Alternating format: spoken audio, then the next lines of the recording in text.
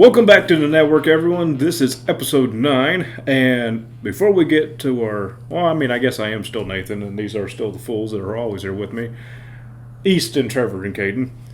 And before we go to Caden's weekly recap, Easton is going to just throw a tidbit of news out there about the Henry Ruggs situation. Yeah, the reason why I wanted to touch down on this Henry Ruggs situation is because recently I had one of my closest friends recently pass away from a tragic car accident.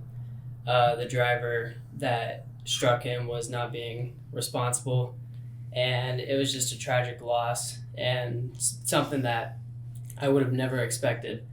And then as well as somebody that I was not close to, but a lot of my friends that I know. Also, someone that I wasn't very close with, but a lot of my friends were. She tragically died of a car accident too. Same situation as Henry Ruggs. A drunk driver struck her, and she was tragically. She had a tragic death. That no one could have expected. She had a bright future ahead of her, I bet. A lot of her friends were very deeply sad about this. When I saw it on Instagram, people were upset that this happened. A quick message out there. Just keep your friends close to you guys. Also, don't drive intoxicated. Get an Uber driver. It's not embarrassing.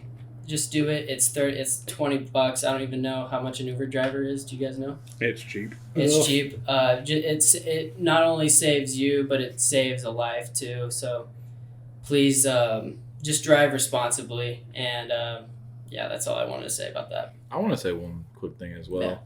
Yeah. No one needs to be making excuses for Henry Ruggs. He is an adult. I also found out that NFL players have a system in place to where if they are impaired, then they can call a ride and someone will get them a ride.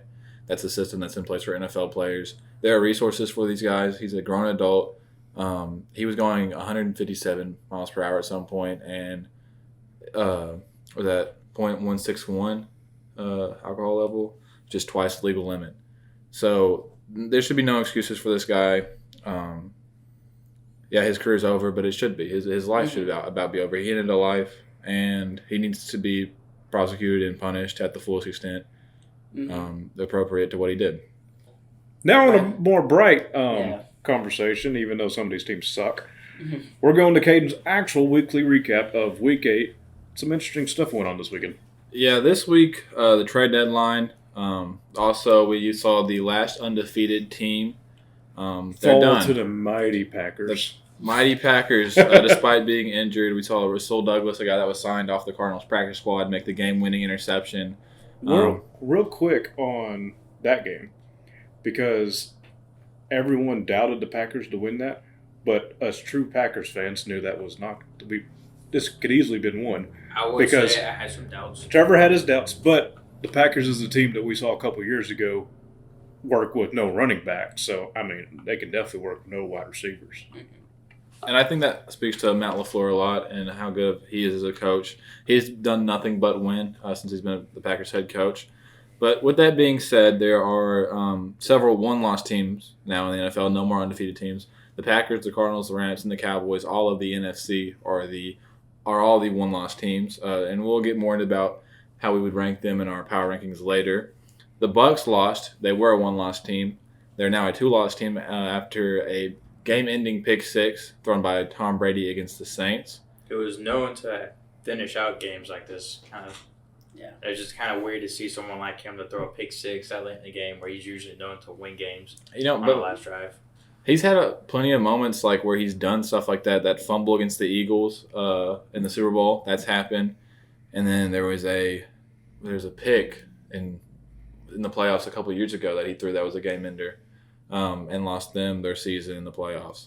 So he's no stranger to this. He's not perfect. He's obviously very clutch, but he's also a guy that's made mistakes. He's played how many seasons? 20 seasons in this league. You're going to make mistakes and you're going to lose games.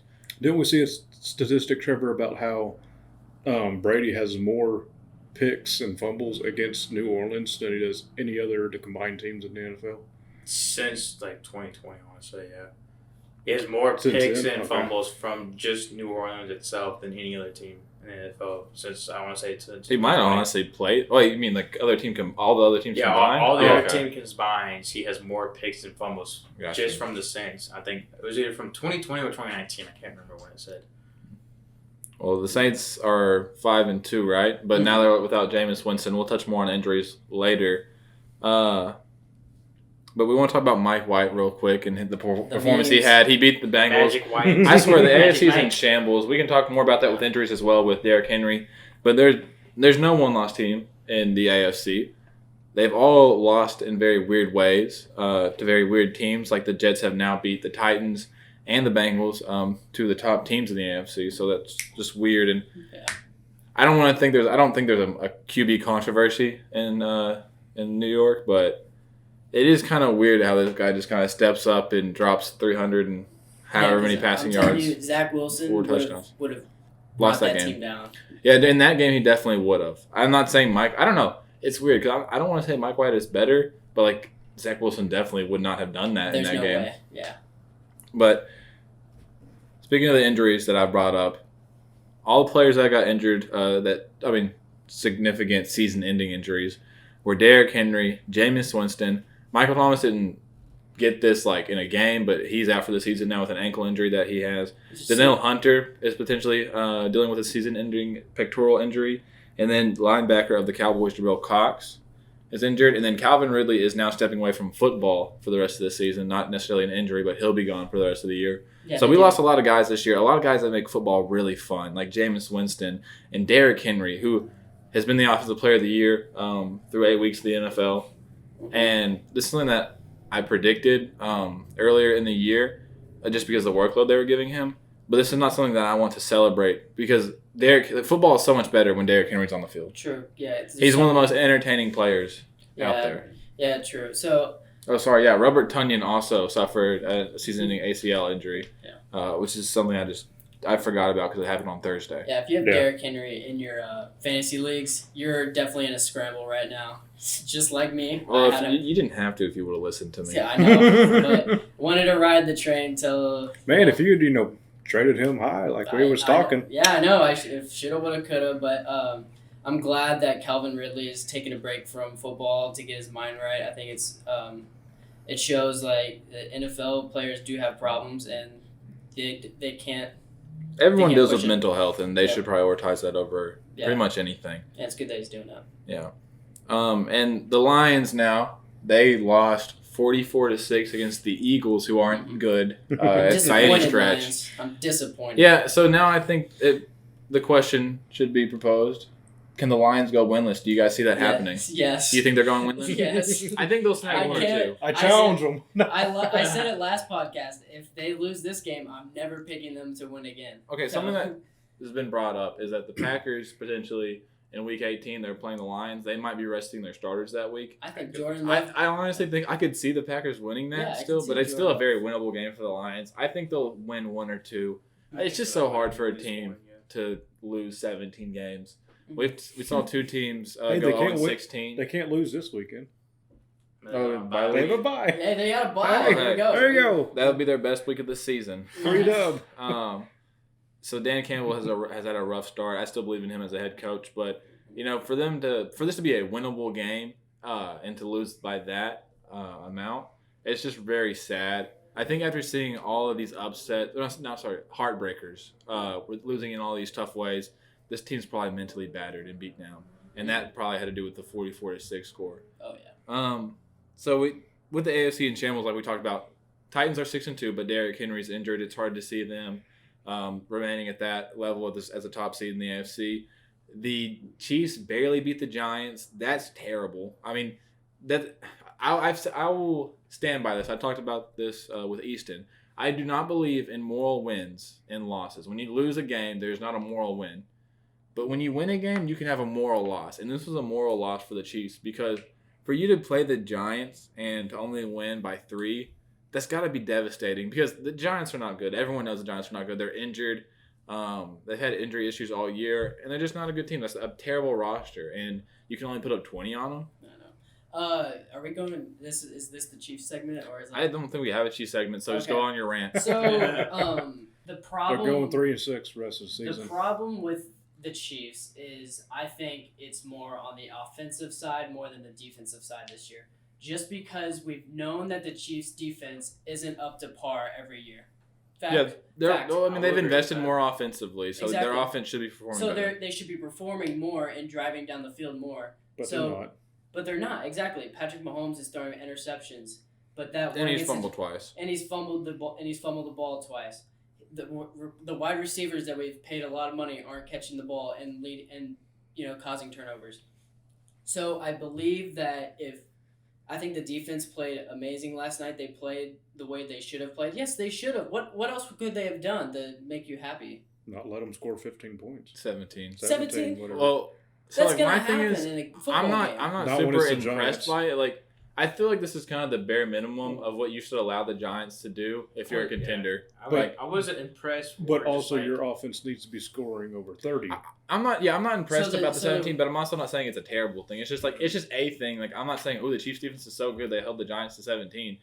Shit, who do the Giants have on offense that really scares me right now? Not Daniel Jones. I'm not scared of him.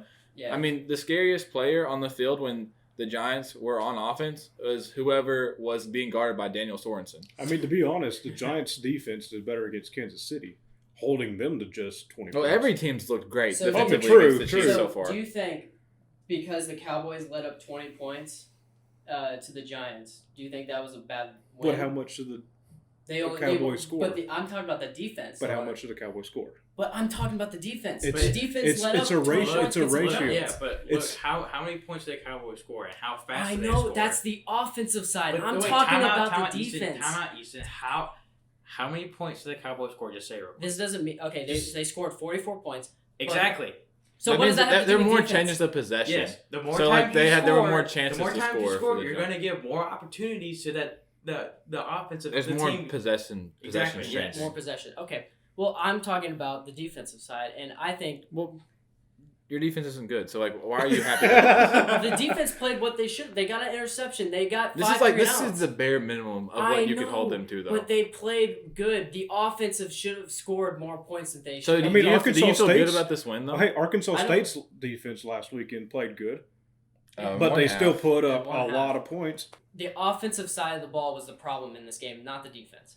I would agree. So what was the problem with the I defense? mean, I would say the offense, yes, did worse than the defense, but they were both crap. I didn't What do you think the mean? defense They was got bad, an but the defense. interception and they got But five 3 and outs. What's the even problem? even bad defenses are getting interceptions. I'm just saying, the defense performed well, but it doesn't mean it's a good defense. You just played the Giants. I know, but I mean, the Giants. I wouldn't say the Giants have a really good defense, but they picked off. Okay. Exactly. But because the offense was bad. But I'm talking about the Chiefs' defense. But played the the Chiefs are playing. I a know. bad Let's let him offense, finish too. his statement. Okay, Let's go. I know that they played the Giants, okay? And them letting up 17 points is not that good. But they did play the way that they wanted to play. They got interceptions. They got 3 5 and outs. And they did the best. 5-3 and outs. 5 3 and outs. So what was the problem with their defense? How would you like them to get 5 fumbles a game or against the No, Giants? they need more 3 outs. Well, so I agree. In this game, that the Chiefs' defense performed better than the offense, and the offense was Exactly. more so the problem. But But I still wouldn't say the defense looked good. yeah, I'm not saying they looked good, but they were not the problem in this game. And in fact, they gave the offense a chance to win. So yeah, Okay. I will agree with that. Okay, but the big problem with the Chiefs' defense was Daniel Sorensen's long throw. Devin The- Ingram. The Delvin Ingram. That was the one bad mistake. The other thing that we've known is that the run defense is not that good, and they probably I think they did that Not once. that good's a little nice. It's a little sugar It's not- coated. it's terrible, but they drove down the field just by running the ball. I think once But that entire game. it's Devontae Booker, right? That's their running back right now. Am I Yeah. mistaken? For, the Giants. Yeah. Yeah, I think so. They don't have Saquon. They had a terrible offensive line. The Giants don't have they don't have a good run game. Even when Saquon's in, they don't have a good run game just because that O-line is so poor. So I am not impressed with what I saw from the defense. I think that's what you should do. I am very disappointed in this Chiefs offense because I think you had things going on the ground game. And Andy Reid kind of refused to lean on it, as he always does. He needs to lean on this ground game because this offense has been one-dimensional, and it's worked. And now it's not working, and you're like, oh, why isn't this working? You're not running the football. You run the football to set up the pass. And when teams can tee off on your pass game, the pass rushers will start flying. They can play contain, and they can make sure you're not getting outside the pocket. And if they're dropping that many guys back in coverage and not worrying about the run, then you're just going to have a much harder time succeeding with Patrick Mahomes, Tyreek Hill, and Travis Kelce. Mm-hmm. So you need to have a good balance, and the Chiefs have not found that balance. And Andy Reid's never been about that balance. He wants to look like the super intelligent offensive mind because he is that. But he's been just a little reluctant to run the ball. You need to be less stubborn. I will be impressed with the Chiefs' defense if they hold the Cowboys to 17 points. That would be impressive. Yes. I mean, that would be impressive, but I wouldn't bet on that. That's just my stand on it. I still don't think they looked great. If they hold a good team to that many points, then I'll be somewhat impressed. Okay. So going into week 9, it is now. We got news this morning, was it, about Aaron Rodgers now having to do COVID protocol. At the time of filming this, we got this morning. Surprise, surprise, with all of his receivers having it last week. I mean, you could have kind of guessed this might potentially happen. But luckily for us Packers fans, it's going into playing against the Chiefs. Yeah. Who I would say our run game is actually decently well right now. Our run game is reliable. Yeah, I like our run game a lot. I think that's what you guys are going to mostly lean on the entire game. And it's going to give Love an opportunity to actually... Well, I'll say this. Jordan Love is one of those players that he kind of has to warm up. And he's also a double threat. He's a double threat because he does have his legs and everything. And I would say what the Packers should do, or they probably will do this too, probably have some short passes for Jordan Love to just, he's not going to have that amazing, exceptional night. I mean, if you ask me, the Packers are just being flashy right now because last week they proved they can beat the number 1 team without any wide receivers. And this week they're going to see if they can prove to win a average team without a quarterback. This is definitely not the situation you want to be in now because the Packers are... But it is definitely exciting to watch as a fan. Well, I'm bummed out because I really wanted to see Aaron Rodgers tear up this Chiefs offense after getting super hot. I do too. They just got super hot. I mean, 7 in a row, just beat the undefeated Cardinals to tie for the... Or no, they really have the best record because they have the tiebreaker with the win against the Cardinals. Exactly. So it's really disappointing for our team to be derailed in this way as, Aaron Rodgers is going to be out with COVID. And that's why I just wish he would have been vaccinated. But it wouldn't have mattered. All the guys last week were vaccinated, and they had the same protocol. But you can still have a better chance of, because now, he has it, right? I feel like maybe he wouldn't if he is. Yeah, he has a positive test. He has COVID, and maybe he's vaccinated. He doesn't. Maybe we're not having this conversation. There's a possibility is there, and I really just wish, even if it only helps 10%, and there's a 10% more chance that maybe Aaron Rodgers would be playing this week as opposed to not, then I would take that 10% chance. It's really disappointing to see your best player just out any week. Your best player of your team, you never want to see them out, and it's going to hurt the team. Something I am excited to see is Jordan Love and see if this can be a coming out game, see if that pick was the right pick in the first round 2 years ago. And I'm also excited to see if Matt LaFleur can prove he should be Coach of the Year. He just knocked off the undefeated Cardinals, like I mentioned, and he's going to be playing without Aaron Rodgers, the MVP of last season against the Chiefs, who had Patrick Mahomes. And we've been dealing with injuries all year. So if he can pull this one off, I think he locks. At this point in the season, I think he could lock Coach of the Year. Yeah. If he can lean on that run game, Aaron Jones and A.J. Dillon, along with that defense that's been playing better despite being injured, I think there's a real chance. When we get to our picks, I'm picking the Packers. I believe in Matt LaFleur. Okay. But see, one thing with this game, I could see A.J. Dillon being more of the running back, like the first running back, and Aaron Jones being more of a receiving running back in this game. I could see them having a really equal snap share. I agree. Just because A.J. Dillon last week proved that he's a really great hard runner, power runner. If it's 30-3 and I'm the Packers, I would almost put Dillon in. No, absolutely. I understand that. But I think Aaron Jones in the passing game will help Jordan Love out in the short passing game a lot. So I agree. As I told Trevor earlier, I expect to see the both of them out there quite a bit. Yeah, no, I could kind of how Aaron Rodgers had them flanking both sides of him last weekend. They're Dylan's going to be. It's going to be like a triple pass option, quadruple sneak attack with Love out there. It's going to be interesting. Yeah, I would like to see how Matt LaFleur could incorporate Jordan Love's run game. Well, I just don't know if that's like what you want to do in one game. Like, do you want to change the game plan? I don't want Jordan Love running like Lamar Jackson. Oh, absolutely. And I'm not saying that's what you're saying. But it would be cool to see, like, it's 3rd and 3. Is Jordan Love going to run? Is he going to I get that. Play to his strengths. And especially because he's a young quarterback. He hasn't had really any of the limelight. Now he's playing the Chiefs. I understand that, like, try and lean on something that he might be a little more comfortable running the ball than he's throwing the ball. So lean on that. But, like, the Packers have never been known to use the quarterback in the ground game. That's something I could see the Chiefs be worried about. Like, okay, so we're It's coming going- in this game thinking we're playing Aaron Rodgers, so how are we going to change our defense? It's going to make that defense be a little bit more fluffy. No, it's not. It's going to make him want to attack more because Jordan Love, it's his first game. Well, but you As in, I wouldn't want Jordan. But who are you Love to run. attacking with? Like, who are you just sending blitzes?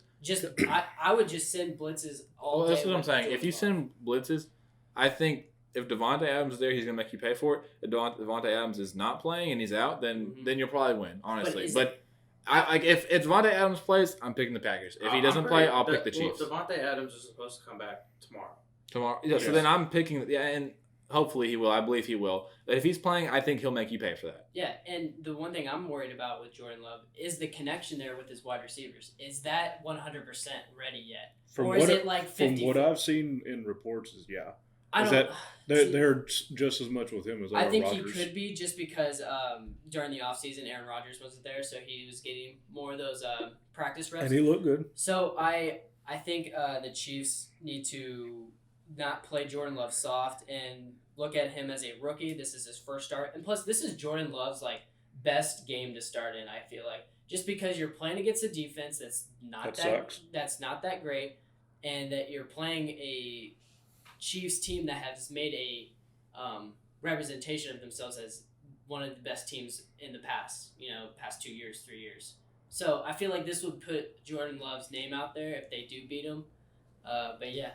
Oh, if the Packers do beat the Chiefs, what does that say to the Chiefs? I think losing the Packers team that has a backup quarterback. I think it's how we've looked at them the entire year. Does it be the same illustration we've had all season? Are you done with the Chiefs though if they lose this game? No. I mean, I'm not saying as a fan, but this year, are you saying? No, gone. I'm going to pick a new team. No, what I'm saying this year, are you out on them this year? Like, are you saying that they're not making the playoffs? What do you mean out? I think Just they like have out no of like chance. playoffs, they're done. Yeah, like, are you saying like, okay, I'm not so invested anymore. I'm not going to watch these games and be super worried about their playoff hopes because it's over. I will not, because I am a diehard Chiefs fan. Just so you still think there's a chance even if they lose this game? Yeah, I still think so because we still got divisional games coming up, which those are always a toss-up. So I think we could, pull out a win. They're going 3-9 from here. 3-9. If you guys are gonna get hot, it has to be against the Packers and a backup quarterback in a defense that's without Jair Alexander, and without Kevin King, who's not great, but he's still one of our starting corners, and without Zadarius Smith. So like, if y'all are gonna get hot, this is the time. But if you don't, I'm out on you. Yeah, I'm saying that's it. So the one question I have about your guys' defense is everybody's playing the Chiefs the same. Do you see the Packers' defense executing the same way as other teams have? As in just dropping back in coverage and not worrying about the run game and playing. Yes. No, honestly, yes. That's a serious question, honestly. No, absolutely they should. Until Andy Reid shows that he can commit to the run game, every team should be playing the Chiefs like that. And what happens if the Chiefs all of a sudden just continue to run the ball the whole damn game? Then I think, I don't know, is Andy Reid still the head coach? That's what I'd be asking, because that would be crazy. I'm not foreseeing that. If they do, that would be awesome for them, and I might have higher hopes for them the rest of the season, but that's not something I'd project. Okay. But I mean, the Packers have also done decent against teams who are heavy on the run game lately. Mm-hmm. Yeah, so, we've been better. We've been a better tackling team this year, Yeah. and we have a good interior with Kenny Clark. And Devontae Campbell's been a great linebacker for us. So, like, we've been pretty good against the run. I don't know if you'll find the same success you did against the Giants, even if you are to lean into it more. I do want to say this. People have been saying that Kelsey is kind of playing too upright and not kind of taking a shoulder of whoever's covering him. And that's why he's getting not as effective, because he's been getting held up at the line through contact. And if he would kind of just pick a shoulder and run that route to that shoulder, he might have more success. Have you seen that personally? Yeah, I have. I've seen it because it looks like he's uncomfortable now that how they're playing him, and it's obvious to see that. Wait, how are they playing him as opposed to like last year? They're putting more pressure on him. Oh, I'm sorry. I thought you meant the Chiefs offense. Okay. Oh no. So the Kelsey. But he's not adjusting. You'd expect like the top tight end in the league to be able to adjust to something like that, and he hasn't. Yeah, so, it's very. It's just a racked up season, you know. So I mentioned this earlier with the trade deadline being this week. It was pretty boring after a lot of rumors that made it seem like it was going to be more interesting, but not a lot happened. Something that was the biggest, like really the only big move that happened was Von Miller going to the Rams and bolstering that D-line and that pass rush for a second and a third round pick from the Broncos. And how do you guys feel like that? About that? It just makes the Rams a lot more stronger. The Rams, if a he lot stays more stronger, I like it. They're stronger. They're stronger.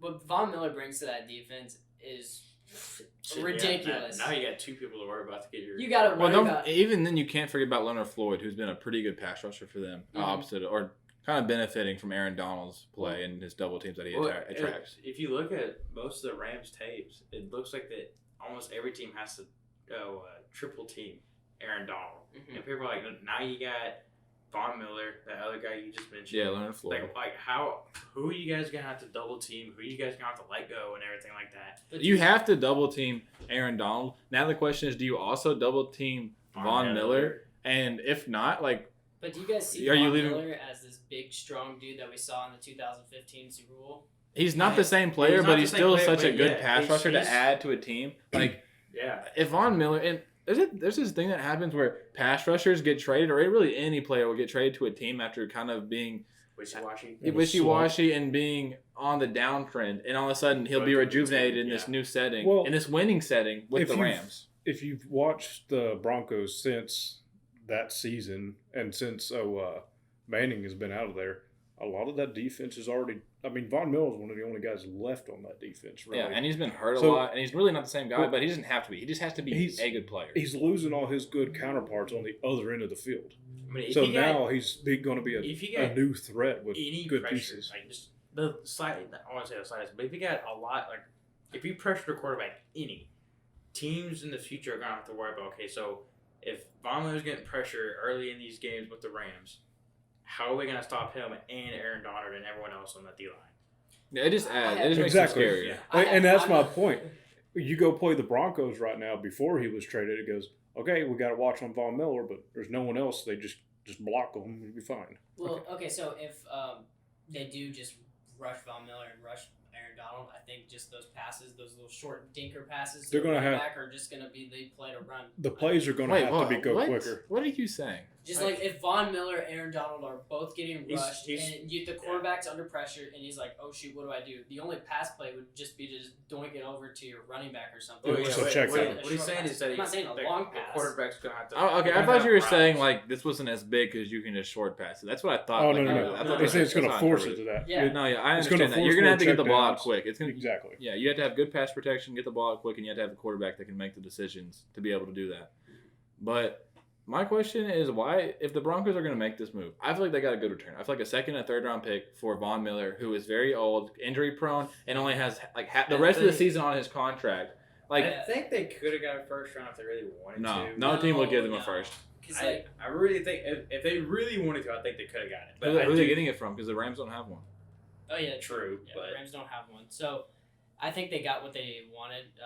Von Miller has just. Not that 2000.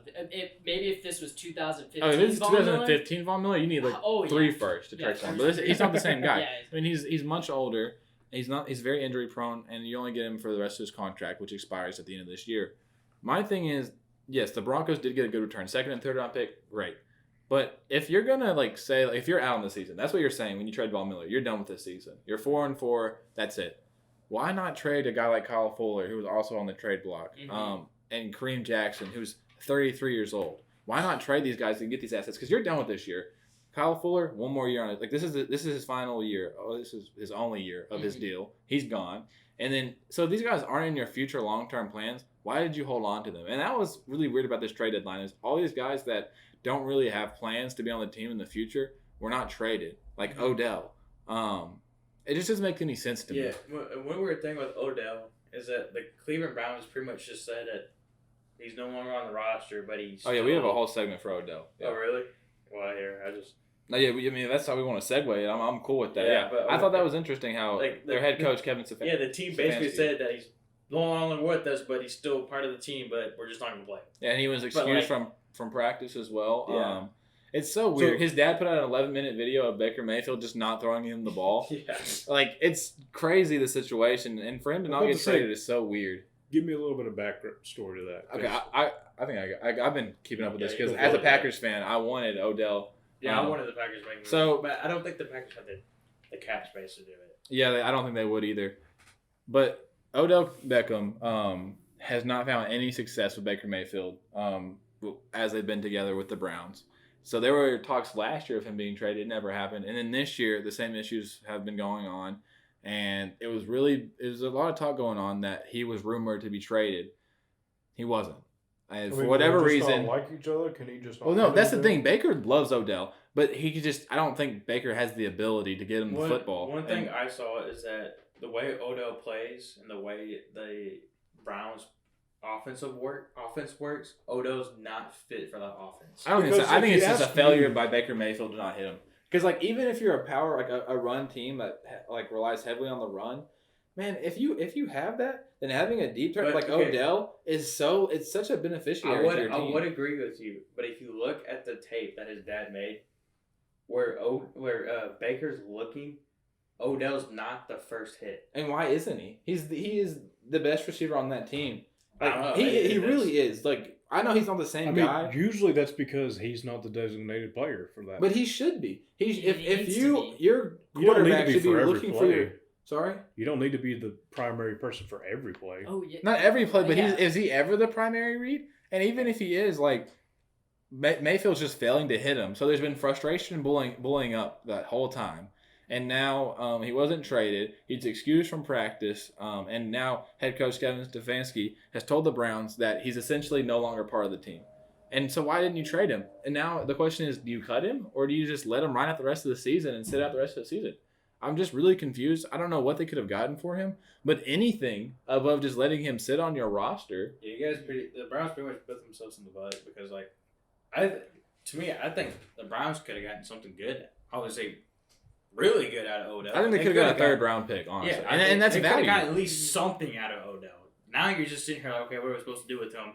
And we got nothing out of it. Like, if you're going to let him continue to play, then sure. What do you got to say? I got something to say. So, I think the Browns, I bet people were trying to get him, like the Packers and like these other teams, but I think the Browns were too stingy. No, I agree. They were probably asking for a second-round pick. Exactly, or a first-round pick. There's no way you're getting a first. If Julio Jones gets traded for a second, sorry, I'm not giving you a first for Odell Beckham. Yeah, so But is it the Browns being too stingy, or is it Odell being too stingy? No, it's the Browns being too stingy. Because he could too stingy. But kind of like with the Packers, they don't have the cap to pay him. Mm-hmm. So I mean, I think that's why the Packers weren't going to give him enough because they couldn't pay him beyond this year. Well, one thing with the Packers, if they really wanted to, they could have reconfigured some contracts to at least. There's always something that you can do. But I don't think the Packers were in that need of another. Right, that offense is good. That offense was good enough to and not have to make that, force that. After winning 7 in a row, do you really want to mess with your team's Exactly. chemistry by adding Odell That's to the what building? I was just about to say. Like, do you bring in Odell, who's kind of like would you say he was a toxic player on the Browns? I'm not saying he's toxic, but he is a diva personality. Exactly. He's a wedge. Why put that with Aaron Exactly. Rodgers? That's why I'm like, Aaron Rodgers I don't care that we those didn't people. get him. Yeah. I mean, I'm be real. We've never really had a guy like that in the building except for Aaron Rodgers. I can't name like a diva wide receiver that we've ever had. Like or a diva player. Besides Aaron Rodgers. Like it's always just been like we have some like just like guys that just go in. Usually Aaron Rodgers is reasonable about his stuff though. I don't know. This past offseason was kind of a spectacle. But I agree with him. That's just not like a personality that the Packers usually bring in. So I'm not too surprised that he's not on the Packers, but not like any team. Like you didn't send him to any team. It's just kind of weird to me. I don't know. It's kind of a failure to the Browns as far as management goes, and that seems to be what they're heading towards. Because this offseason, Baker Mayfield, Odell, Jarvis, and Denzel Ward, who's like a top 6 or top 5 pick a few drafts ago, are all going to need extensions. They can't extend all those guys. You probably don't extend Ward, Landry, or Beckham. And then, so do you extend extend Baker? See, the Browns are they're so confusing every year, and I hate that these big journalist TV shows are saying the Browns are this team every single year, but they're not. Were you not saying the Browns were a team to beat earlier in the podcast? No, I've never said that. Did he not? I swear you did. No, I've never said that. Yes, I said you did. You did. You were saying the Browns. When have I ever said that? You said that first when you're like, the Chiefs are going to be good this year. They beat the Browns. But you were saying the Browns were the team to beat. You did say that. I didn't say I think the Browns are the team to beat. I think other people think that the Browns are the team to beat. I never said I thought. I don't know. We had to go back on the tape. I don't really quite remember. I don't think I ever said the Browns were the team to beat. But what was I saying? You don't agree with the Browns every year getting hype because they never live up to it. They kind of lived up to it last year. Yeah, I will agree. They did. Yeah. I mean, was it 10-6 last year? They made the playoffs. I mean, Yeah. when was the last time they did that before then? I mean, they did have a negative point Was differential, it like though. 1-31 those 2 years to being a playoff team the next 2 years later? That's I think that's good. a pretty good team. But like, I don't know. They are underperforming, but I feel like that's a pretty good roster. They should be better than they are, and I think the problem's Baker. You can't just look at the names. You gotta look more into the names. You can't just look at their names and be like, "Oh my God, they're gonna be this team." No, yeah, I get you. Like big names don't make the team. Exactly. Personality, character does. And even like let's say like a guy like Odell is a huge name, but he doesn't necessarily play up to that level anymore. Despite Sounds me thinking like a he's good. quarterback we know.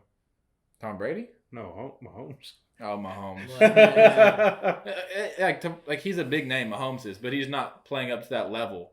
Which I'm not saying he's a bad player, but like that can happen for any team. Exactly. Where like your big name players aren't playing up to that level. But I get what you're saying. So the NFL has the top 5 power rankings, if that's what we're calling them, as the Packers, Dallas, Arizona, the Bills, and the Bucks. that's going from 1 to 5. 1 to 5.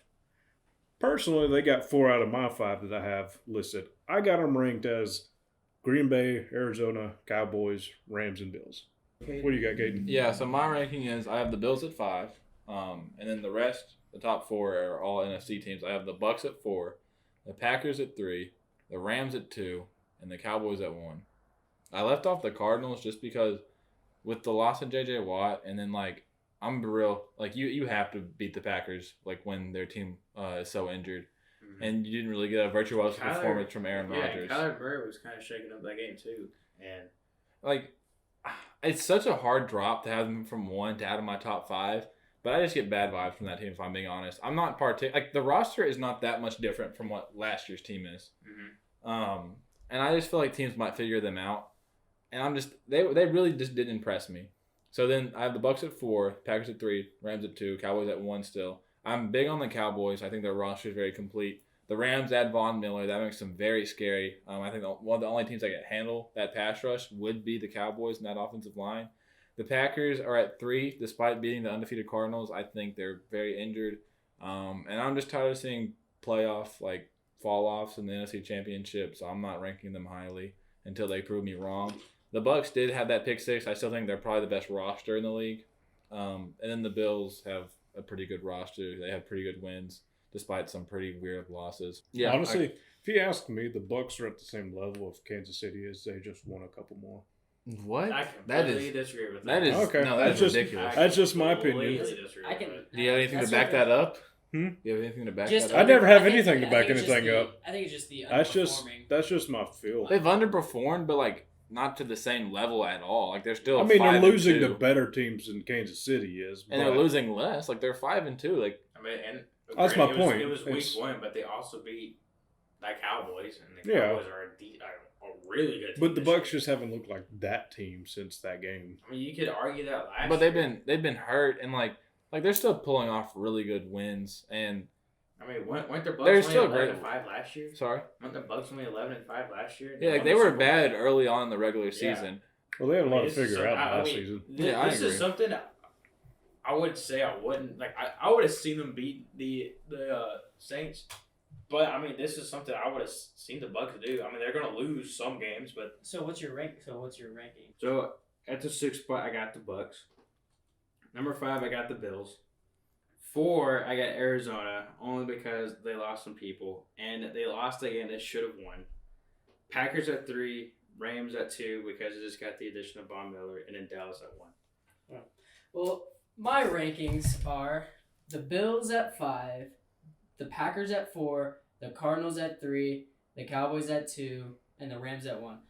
The reason why I have the Bills at 5 is because their defense is pretty good, and then the offense with Josh Allen, Stephon Diggs, it's elite talent over there. And then the Packers and Cardinals are so interesting because they both are dealing with a little bit of injuries here and there.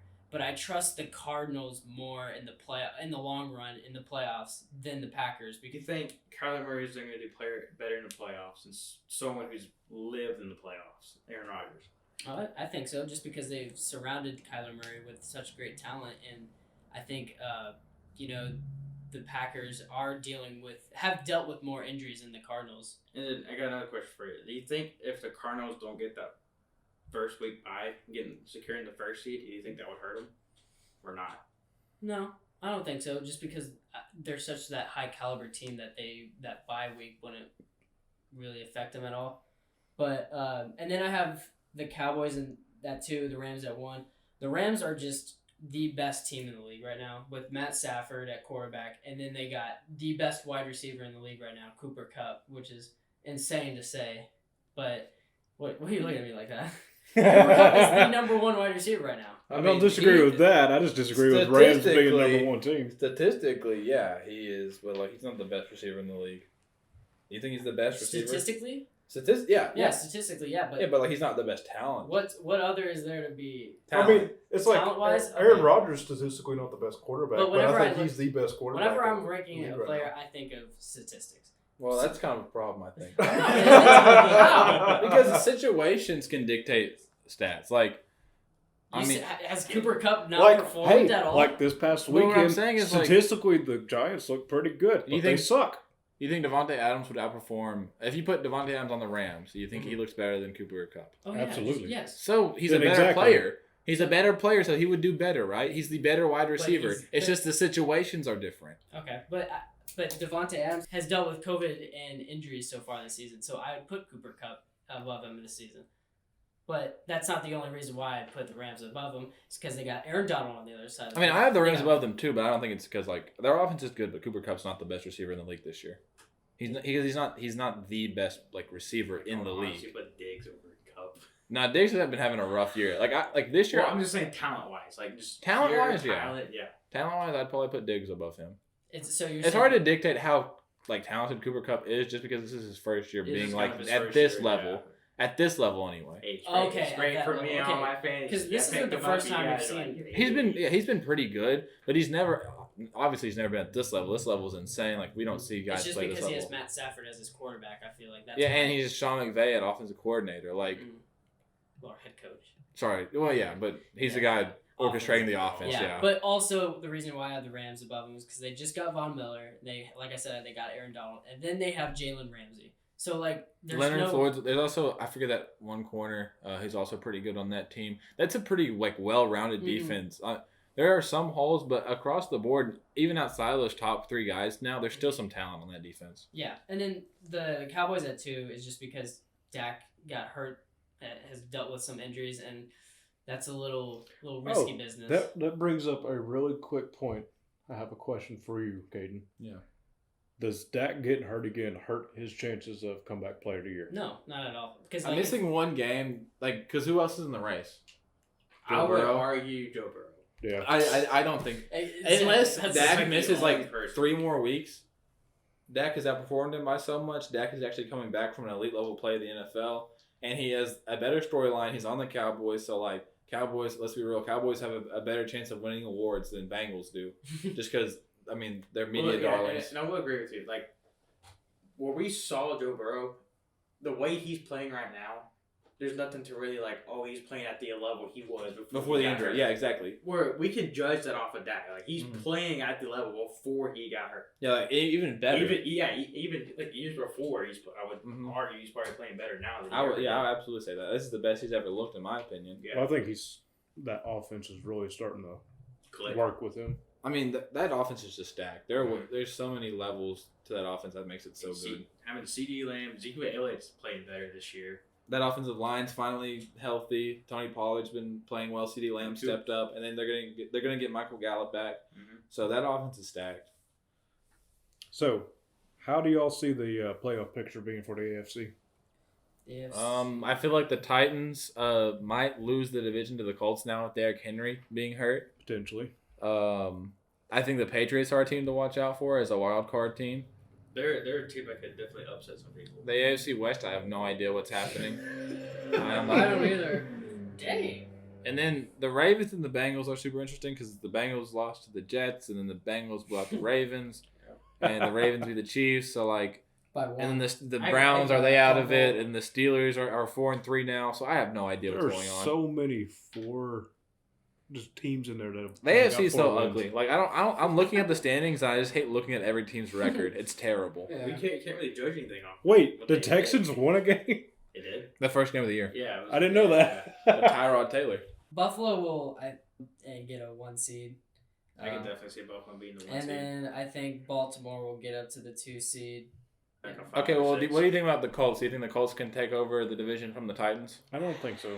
I don't think so. I think they can. I think they will. I think they're already too far behind. They're 3-5 in the. Well, I think the Titans are going to start losing a lot of games without Derrick Henry. I'm not going to lie. I don't know. I think it's just time for it's a spot for someone else to move in. No, because the division leader is going to make the playoffs out of that division. So it's either going to be the Colts or the Titans. So who is it? I think it's the Colts. I expect it to still be the Titans. The Colts literally have to win out for the year, and they don't have to win out. They just have to win more than like the Titans lose. Well, and I think the Titans are going to lose a lot. So the Colts have coming up the Bills, the Buccaneers, the Patriots, the Cardinals, and the Raiders. Do you see them beating them? Hell no. I don't know. So, what teams are the Titans playing that I expect them to beat without Derrick Henry? I think the Titans are going to be in shambles and are going to lose a lot of games. The Titans have the Rams coming up. They're going to lose to them. Titans, Houston, Patriots, Jags, Steelers, 49ers, Dolphins, Texans. So when I look at that, I think that that schedule is easier. Agree. I think the Titans have an easier schedule. The Colts, I don't think will get it. I think that's interesting. No, I mean, I expect the Titans to go. I just don't expect them to make it, but maybe one round. They'll be one and done. Maybe. Yeah. No, they'll be one and done. There is talk that Derrick Henry, if they do make the playoffs, there is talk he can come back. Henry could play that first playoff game. Now, will he be the player that they want? Probably not. And you can't really lean on him the same way. Exactly. Yeah. Now, a team that I think will take the one position, I can see the Chargers eventually taking that one spot. After just getting the shit kicked in by the Patriots, they're gonna be the 1 seed. Yeah. But in a tough division. But you can't base it off of this whole side because they're all just well jobbled. Yeah, but I think we were saying that because we saw the Browns, they beat the Browns and we thought the Browns were a good team, and now we're thinking, oh, maybe the Browns aren't a good team. So I'm not super impressed with the Chargers anymore. They have a negative point differential despite having a winning record. So I might like I like the Raiders the best out of that division. Sorry? I always find that interesting. Okay. I'd be surprised, but I could easily see the Chiefs coming out and winning that division. I can see that too. If they can pull it together, I don't know if I don't expect them to. They'll get a wild card spot, I feel like. But I think they will because the 1 seed, the top 4 seeds, I'd put Buffalo, and then I think Baltimore is going to win the AFC North, and then I think Tennessee will win the South. You say that, but I also see that being really close with the Bengals. I know it will, but I think the Ravens. Oh wait, the Bengals beat the Ravens, right? Mm-hmm. So. First game, yeah. But I think the Ravens will eventually turn around and get hot for the rest of the year. But then the Titans, and then I think the Chargers will win the West. So wrapping up this NFL segment, since we're already at about an hour or close to, we're moving into our rapid fire that we so desperately love to do each week. And Easton, go ahead and do our record from last week. Yeah, so I'm staying hot. I led it with 11, and then you. He's getting lucky. I know, it's just because I'm smart. Trevor and Kanan both got 10, and then Nathan picked too many upsets and got 9. Hey, but I still got more upsets. You got a few, but you picked Minnesota over Dallas, which it almost happened, but I can see. Yeah, I mean, it was a good game. Yeah. Starting this week off with, as of right now, tomorrow's game, but as of release, tonight's game, we have the Jets at the Colts. Colts. Say the Jets. Say it. I dare you. Say it.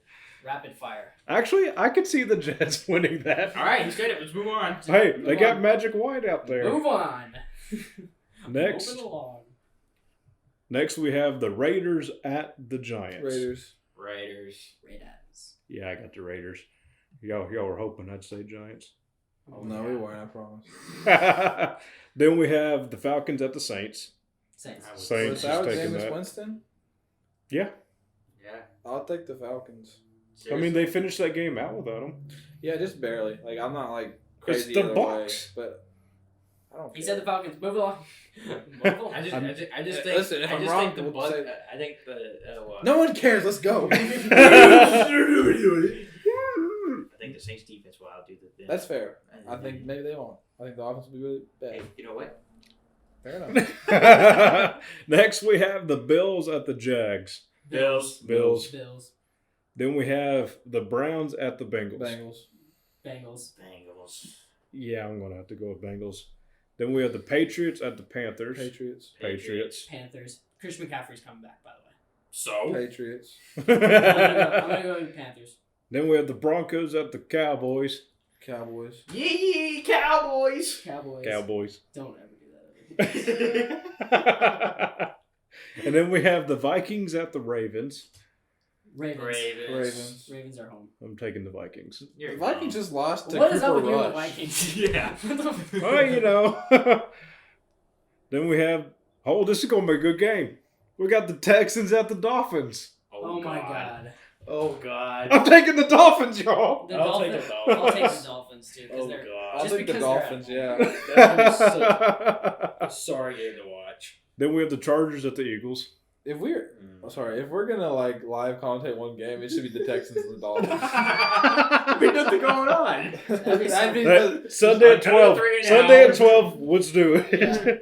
All right. What was the game? The Texans and the Dolphins. I know, but what was the next one? Oh, the next one's now we have the Chargers at the Eagles. the Eagles coming off a big win. I I mean, it's 44-6. It's still a big win. You know what? That was Jalen Hurts' worst fantasy week. I know. That was makes no That just sense. proves how bad he is. It's like when the team's doing shitty, he's doing amazing. When the team's doing amazing, he's doing shitty. He's just not good. I'll take the Chargers. I do too. I got I take the Chargers. Then we have the Packers at the Chiefs. Packers. Very unbiased picks we have. Then we have the Cardinals at the 49ers. Cardinals. I'll take the Cardinals. Then we have Titans and the Rams. Rams. Say it, In their first game Say back it! without Derrick Henry, you're gonna pick the Say Well, you know, hey, Rapid fire. Say it. Titans. Okay. Oh my god. They're gonna win. He Watch did it. They're gonna do it. They done went did up it. off a bridge. Then we have. Chances of living will be slimmed. I might do it. And then Monday we have the Bears at the Steelers. Take the Steelers. Steelers. Taking the Bears. Of course. The Bears.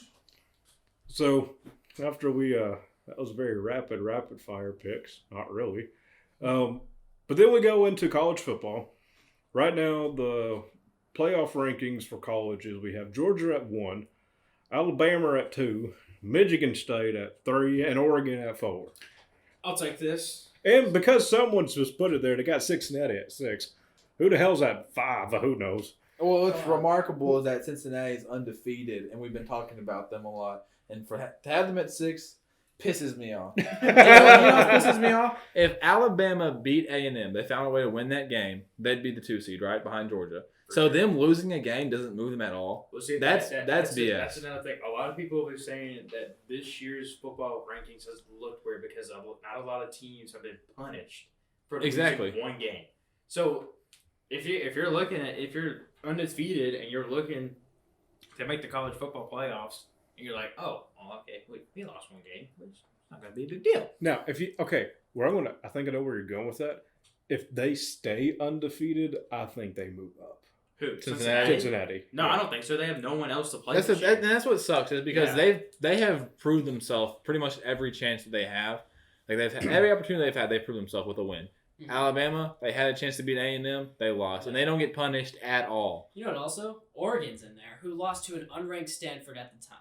Well, not at the time. They were still unranked. This is weird. Ohio State's at 5, so and then Oregon beat Ohio State. So how do you where do you put Ohio State without putting Oregon ahead of them? I put Oregon at 5. Just move them down, just one. Just put Oregon at 5. Ohio State at 6. I was thinking like Georgia, Michigan State, Cincinnati, then Alabama, is what I was kind of thinking. But I'm not even. I don't know. I just hate that these teams aren't getting punished for losing. Yeah, if I'm going off teams still being undefeated, I would agree with Caden. I mean, I'll say our biggest thing that we have to keep in mind though is that they are also considering the teams that they're going up against. Yeah, exactly. But Alabama had faced A&M, and then they lose that game. Sure, like they have a tougher schedule than say Cincinnati does, but Cincinnati can only do with what they can only prove themselves with what's in front of them. When Alabama had that same opportunity and they lost. True, but I would say also beat 9th ranked Notre Dame at the time. But Notre Dame is really no one. I mean, well, they're ranked 10th. They're ranked 10th. I would say if you're a top 10 team and lose Notre Dame, you're kind of Notre Dame is 7-1 and ranked 10th. I mean that's. But who have they played? Who have they played? 1 second. They lost to Cincinnati. Who else have they played good? They beat Wisconsin. Okay, cool. Wisconsin. That's it. Exactly. Well, my thing is Notre Dame doesn't have like the super difficult schedule every year, but they still have made the playoffs in the past because their record. And now that Cincinnati is undefeated and it's beat Notre Dame, then they don't get in. I don't get that. To be honest, I would almost have Wake Forest at 5. I kind of get that because Wake Forest has been.